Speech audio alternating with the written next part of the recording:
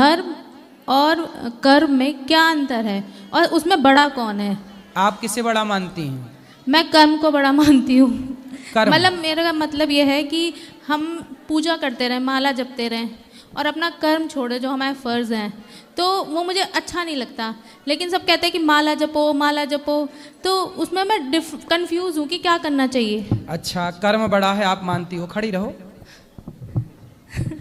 ये बताओ, कसाई गाय काटता है, बकरी काटता है, क्या कर रहा है वो? अपना कर्म कर रहा है। कर्म। तो फिर कर्म बड़ा है तो कसाई का गाय काटना भी बड़ा होगा आपके हिसाब से? नहीं। अच्छा, तो वो मुर्गी मारने वाला दुकान में बैठा खोला है, वो क्या कर रहा है? अपना कर्म कर रहा है। नहीं, तो हमारे सनातन धर्म में तो हम मानते ही नहीं ना, ऐसे काम करते ही नहीं। मानो ना मानो, आपने बात कर्म की। कर्म तो हो रहा है, आप पलकें झपका रहे हैं, ये भी कर्म हो रहा है। वो कसाई गाय काट रहा है, कर्म हो रहा है। शराबी शराब पी रहा, क्या कर रहा है? मैं अपना कर्म कर रहा है। हमारे सनातन धर्म में तो गुरु जैसा होता नहीं ना। नहीं होता। बात धर्म की बाद में आई, पहले किसकी बात आई? कर्म की। तो कर्म तो हो ही रहा है। शराब पीने वाला पानी पिए, पानी पीना भी कर्म है, नहीं है? और शराब पीना भी कर्म है, दूध पीना भी कर्म है। मैं आपको अच्छी बातें कह रहा हूं, ये भी कर्म है। मैं आपको गाली देने लग जाऊं, ये भी तो कर्म ही होगा, क्योंकि कर्म हो ही रहा है। आपका दिल धड़क रहा है, क्या हो रहा? कर्म हो रहा उसका, वो अपना कर्म कर रहा है।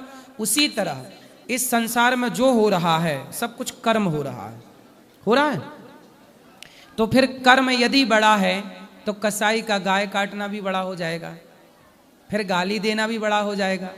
फिर कर्म बड़ा है तो शराबी कहे मैं तो अपना कर्म कर रहा हूं भाई, शराब पी रहा हूं। फिर बलात्कारी कहे जी क्या कर रहा है? मैं तो अपना कर्म कर रहा हूं, बलात्कार कर रहा हूं। इसका मतलब कर्म बड़ा नहीं है। क्या बड़ा है? धर्म बड़ा। धर्म।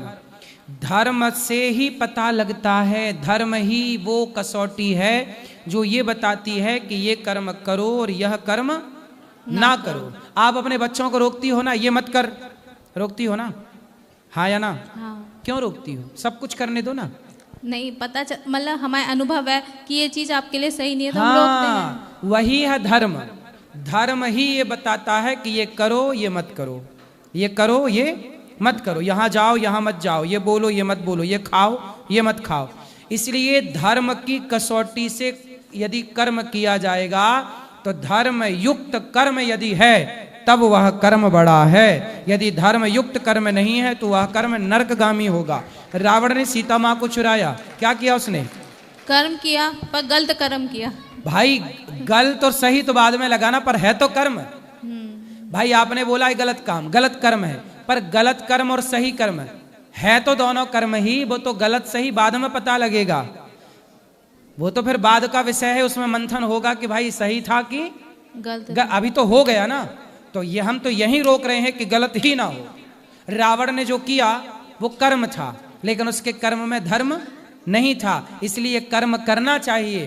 कर्म बड़ा होगा तब जब धर्म होगा उस कर्म में। इसलिए धर्म के अनुसार जो धर्म आज्ञा करे वही कर्म करो। माँ बाप की आज्ञा है, गुरु की आज्ञा है, शास्त्र की आज्ञा, माँ बाप की सेवा करो। सेवा का कर्म करना, माँ बाप को कभी अपमानित करने का कर्म ना करना। तो कर्म हमारे यहाँ दो तरह के होते हैं। वैसे तो संचित, क्रियमाण, प्रारब्ध 3 प्रकार के कर्म हैं, पर मैं यहाँ सरल भाषा में बताऊं, कर्म 2 तरह के हैं। एक कर्म वो है जो करना चाहिए और एक कर्म वो है जो नहीं करना चाहिए।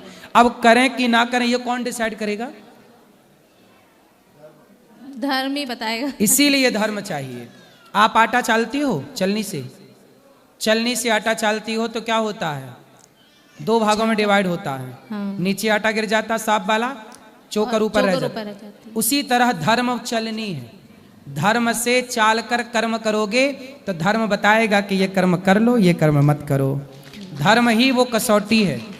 इसलिए धर्म छोड़ दोगे तो कर्म कौन सा करोगे फिर? एक गुरुजी आप कहते हैं कि हमारी कथा में आपको क्या अच्छा लगा?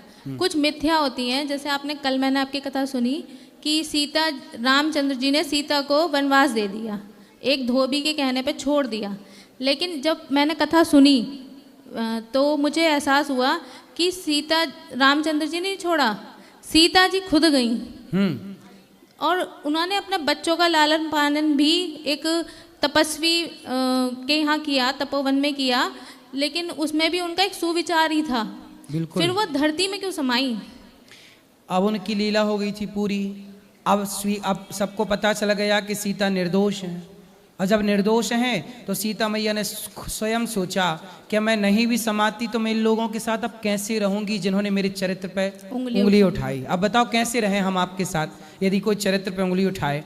चलो बाद में सिद्ध भी हो जाए कि हम साफ हैं, पवित्र हैं गंगा की तरह, लेकिन उंगली तो आपने उठा ही दी ना, इसलिए तो सीता मैया ने फिर स्वीकार नहीं आज किया। तक हम यही सोचते थे कि आपने आज कथा में कहा कि शिव पार्वती जी को पहले वो सती थी, फिर वो बाद में पार्वती बनी, तो हमें तो आज तक यही पता था कि वो यज्ञ में गई थी, अपने प्रजापति जी के पिताजी ने उन्हें बुलाया नहीं था, शिव जी का अपमान किया था, तो इस कारण उन्होंने आत्मदाह किया था।